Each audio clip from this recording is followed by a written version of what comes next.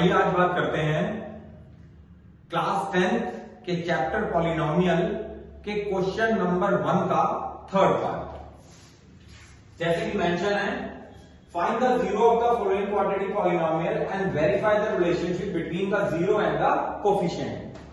तो ये जो टर्म है 6x² - 3 - 7x, पहली बात तो ये है कि एक स्टैंडर्ड फॉर्म में नहीं है, तो सबसे पहले हमें जो है वो क्वेश्चन को स्टैंडर्ड फॉर्म में कन्वर्ट करना होता है। तो स्टैंडर्ड फॉर्म होती क्या है? वो होती है ax² + bx + c। तो यानी कि सबसे हाईएस्ट पावर जो सबसे पहले लिखी हुई है, उसके बाद सेकंड हाईएस्ट पावर -7x, उसके बाद कांस्टेंट नंबर। तो मेरी जो टर्म है वो एक स्टैंडर्ड फॉर्म के अंदर कन्वर्ट हो गई है। अब मुझे क्या करना है कि मुझे इसका जीरो फाइंड करने हैं। जीरो फाइंड करने का अपना वही पुराना तरीका है कि लास्ट वाली टर्म को फर्स्ट टर्म से मल्टीप्लाई किया। It's -3 × 6x² - 18x²। 18 का मैंने लिया एलसीएम, इट्स 2 9 दा 3 3 दा 3 1 दा। इन तीन टर्म को मुझे मल्टीप्लाई करके प्लस माइनस करके ऐसी टर्म बनानी है दो जो कि -7 को जनरेट करें। यानी कि कैसे बन सकती है? 9 और 2, 6x² - 9x + 2x - 3। -9 इसलिए लिया क्योंकि यहां पे -7 था, तो बड़े टर्म के साथ में नेगेटिव आना जरूरी था।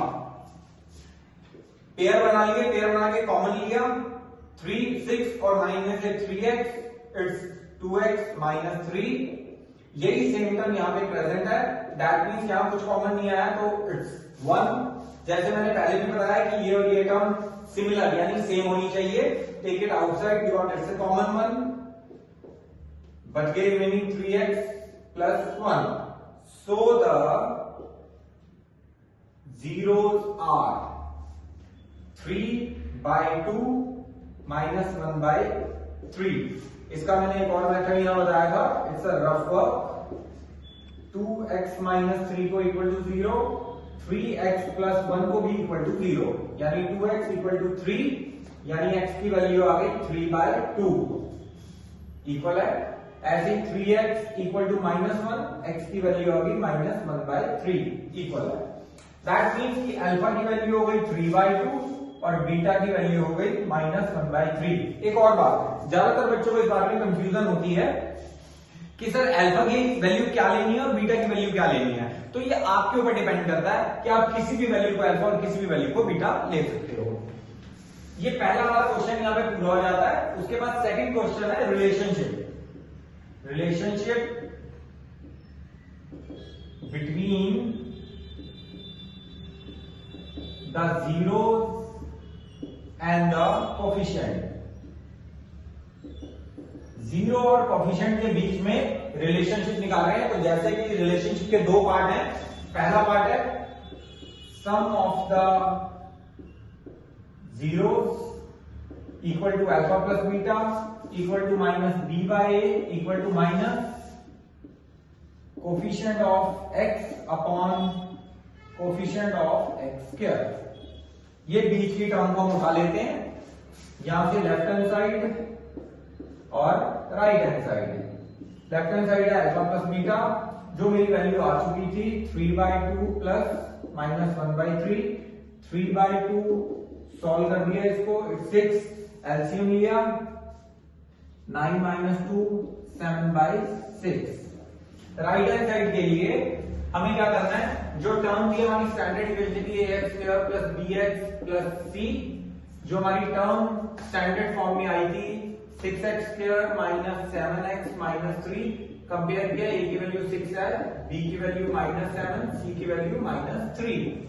वैल्यू डाल दी -b/a, b की वैल्यू है -7, a की वैल्यू है 6, माइनस से माइनस कैंसिल, 7/6, यानी मेरी लेफ्ट हैंड साइड जो है मेरी राइट हैंड साइड के इक्वल आ गई है। तो लिख देते हैं यहां पे left hand side equal to right hand side, hence verified. यानी कि जो मेरा सम ऑफ जीरोस है वो मेरा वेरीफाई हो चुका है। नेक्स्ट स्टेप जो है इसका product of zeros, alpha into beta, c/a, c का मतलब है कांस्टेंट नंबर, ए का मतलब है coefficient of X square. Again left hand side ली हमने, राइट हैंड साइड ली हमने। लेफ्ट हैंड साइड है हमारी alpha into beta, right hand side है सी बाई ए। तो अगेन अल्फा की वैल्यू थी हमारे पास 3/2, बीटा की वैल्यू थी हमारे पास -1/3, कैंसिल हो गया, -1/2 लेफ्ट हैंड साइड का आंसर आ गया। सी की वैल्यू है -3, ए की वैल्यू है 6, कैंसिल आउट किया। Again the answer is same, -1/2 -1/2।